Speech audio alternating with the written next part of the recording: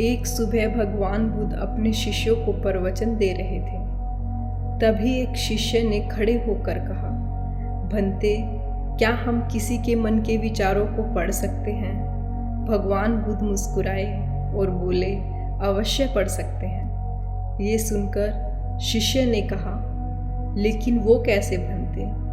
भगवान बुद्ध ने कहा कि मैं तुम्हें एक कहानी के माध्यम से ये समझाता हूँ। ये बात प्राचीन काल की है। एक ऋषि थे कौशिक, जो बाद में भारत में बहुत प्रसिद्ध हुए।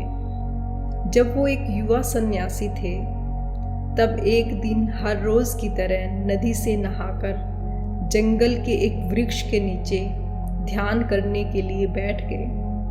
वो अपना चेहरा थोड़ा ऊपर की तरफ कर बैठे, ध्यान करने की कोशिश कर रहे थे। उसी पेड़ के ऊपर एक चिड़िया बैठी हुई थी। चिड़िया ने अपनी गंदगी उन युवा सन्यासी के चेहरे पर गिरा दी। ये देख उस युवा सन्यासी को बहुत ही क्रोध आया, क्योंकि वो अभी अभी नदी से नहा कर आए थे और ध्यान में डूबने की कोशिश कर रहे थे। लेकिन उस चिड़िया की वजह से अब उन्हें दोबारा नदी में डुबकी लगानी पड़ेगी। सन्यासी की आंखें क्रोध से लाल हो गई। उन्होंने उस चिड़िया की तरफ बड़े गुस्से से देखा और फिर उन्होंने उस चिड़िया को ऐसे घूरा कि वो चिड़िया पल भर में जलकर राख हो गई। ये देखकर उस युवा सन्यासी को बहुत आत्मिक शांति मिली। उन्हें खुशी हुई कि चलो, मेरी तपस्या की शक्तियाँ कुछ तो काम आ रही है। उन्होंने दोबारा नदी में स्नान किया और अपनी साधना करने बैठ गए। दोपहर होने पर वो भोजन के लिए जंगल के पास वाले गांव में भिक्षा मांगने गए। वहां एक घर के बाहर खड़े होकर उन्होंने आवाज लगाई, भिक्षाम देहि।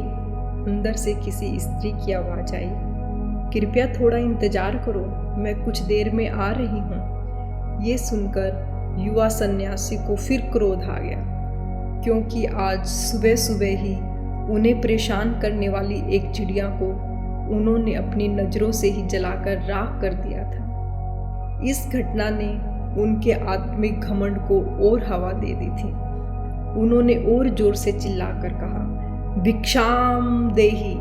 अंदर से फिर उस स्त्री की आवाज आई, कहा ना, कृपया थोड़ी देर और इंतजार करो, मैं आ रही हूँ। ये सुनकर युवा सन्यासी और क्रोध से भर गए। उन्होंने और जोर से आवाज लगाई, भिक्षाम देहि। वो लगातार आवाज लगाते रहे। तभी अंदर से एक महिला हाथ में भोजन की थाली लिए बाहर आई। युवा सन्यासी ने उस पर चिल्लाते हुए कहा, मैं दैवीय शक्तियों से संपन्न एक महान सन्यासी हूँ। तुम्हारी हिम्मत कैसे हुई मुझ जैसे सन्यासी को इंतजार करवाने की? इस पर उस महिला ने कहा कि तुम्हें जल्दी किस बात की है? मैं अपने पति को खाना खिला रही थी। वो दोनों आंखों से अंधे हैं, वो कुछ देख नहीं सकते, पर तुम तो थोड़ा इंतजार कर सकते हो। युवा सन्यासी ने गुस्से से महिला की तरफ देखा।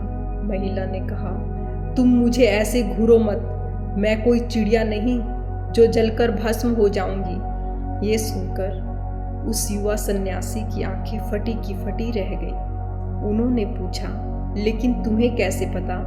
महिला ने कहा, उससे कोई फर्क नहीं पड़ता, लेकिन तुम मुझे ऐसे घूरो मत। सन्यासी ने सोचा, उस घने जंगल में तो आसपास कोई भी नहीं था, फिर उस महिला को चिड़िया के बारे में कैसे पता?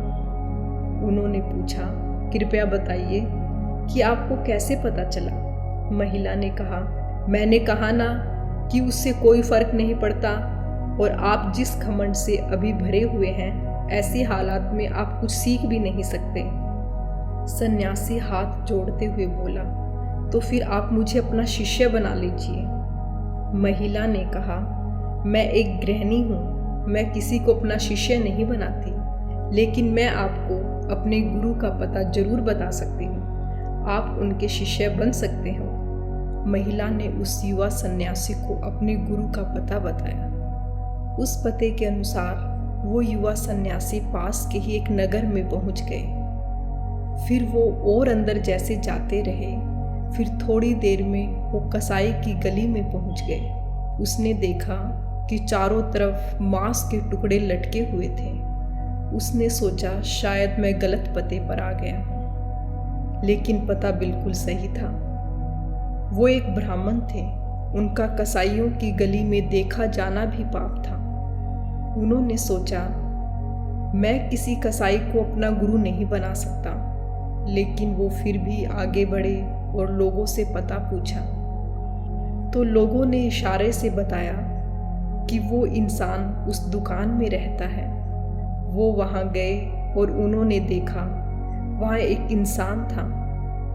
उसके पूरे शरीर पर खून ही खून लगा हुआ था। उसके चारों तरफ मांस के टुकड़े टंगे हुए थे। वो बड़े ध्यान से मांस को काटने में लगा हुआ था। वे वहाँ खड़े खड़े सोचने लगे, मैं एक ब्राह्मण हूँ, एक कसाई वाला मुझे क्या सिखाएगा, और फिर चाहे कुछ भी हो जाए मैं एक कसाई का शिष्य तो नहीं बन सकता। वो लौट कर जाने लगे। तभी उस इंसान ने उन्हें उनके नाम के साथ पुकारा। उसने कहा, महात्मा कौशिक, आपको उस स्त्री ने मेरे पास भेजा है ना। ये सुनकर वो सन्यासी अवाक खड़े के खड़े रह गए, क्योंकि उन्होंने अपना नाम अब तक किसी को नहीं बताया था। फिर ये इंसान उनका नाम कैसे जानता था? उसने कहा, आप थोड़ी देर इंतजार करिए, मैं अपना काम पूरा कर लूं। वो सन्यासी वहीं खड़े रहे। उन्हें उस कसाई घर में घुटन हो रही थी। थोड़ी देर बाद उसने अपना काम खत्म करके उस युवा सन्यासी के पास आकर कहा, आप मेरे घर चलिए, हम वहीं बैठकर बातें करेंगे। वो दोनों घर पहुँचे। घर पहुंचकर उसने उन्हें बैठने को कहा और खुद जाकर स्नान कर साफ सुथरे कपड़े पहनकर बाहर आए। बाहर आकर उसने कहा, आप थोड़ी देर और इंतजार करिए, तब तक मैं अपने बूढ़े माँ बाप की सेवा करके आता हूँ। वो गया और उसने अपने बूढ़े माँ बाप की सेवा की, उन्हें खाना खिलाया और फिर वहाँ आकर युवा सन्यासी के पास बैठे। उसने पूछा, बताइए क्या प्रश्न है आपका? उन युवा सन्यासी ने कहा, सुबह महिला उस चिड़िया के बारे में जान गई थी और यहाँ आप मेरे आने से पहले ही मेरे बारे में सब कुछ जान गए। यह आप सब कैसे कर पाते हैं और कैसे जाना जाता है?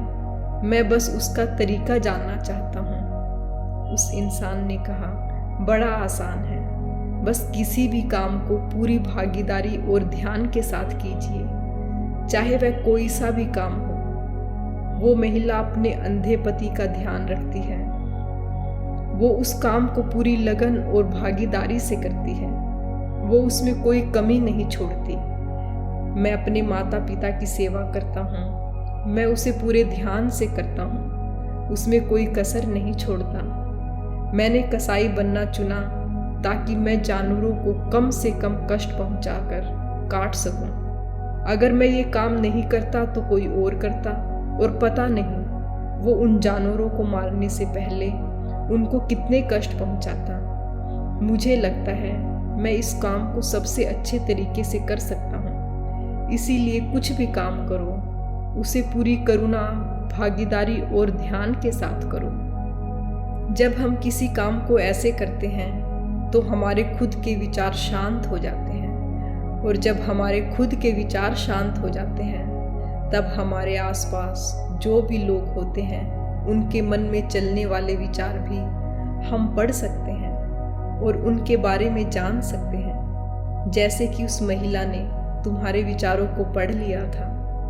ये सुनकर उस युवा को बोध हो गया कि अगर मैं मन के विचारों को पढ़ना सीख गया तो मुझे भी लोगों के मन की बात पता चल जाएगी। और इस तरह से उसने मन के विचारों को कैसे पढ़े, ये बात उस कसाई से सीखी। इस छोटी सी कहानी से हमें सीखने को मिलता है कि हम कुछ भी करें उसे पूरी करुणा के साथ करें, वो भी किसी भी काम से अपनी पहचान जोड़े बिना। जैसे कि उस इंसान ने कसाई का काम पूरी करुणा के साथ किया, बिना उस काम के साथ जुड़े। जब हम किसी काम को खुद से जोड़ कर नहीं देखते तब हम सही मायनों में उससे प्रेम करते हैं। फिर हम उसके लिए वही करते हैं जो सच में उसके लिए ज़रूरी है। जैसे कि माता पिता अपने बच्चों से प्रेम करते हैं। अगर बच्चे की तबीयत खराब है और वो कड़वी दवाइयाँ नहीं लेना चाहता, लेकिन माँ बाप फिर भी ज़बरदस्ती उसे वो दवाई खिलाएंगे ही, क्योंकि उस समय पर उसके लिए वही सबसे ज़रूरी है। सार में कहा जाए तो अगर हम किसी भी काम को पूरी करुणा और ध्यान से कर पाएं, वो भी बिना उस काम से खुद को जोड़े, तो शायद हम उस काम को सबसे अच्छे तरीके से कर पाएंगे। इसीलिए जो भी काम करो पूरे ध्यान और लगन से करो, तभी जीवन में कुछ अच्छा हासिल कर पाओगे और आगे बढ़ पाओगे।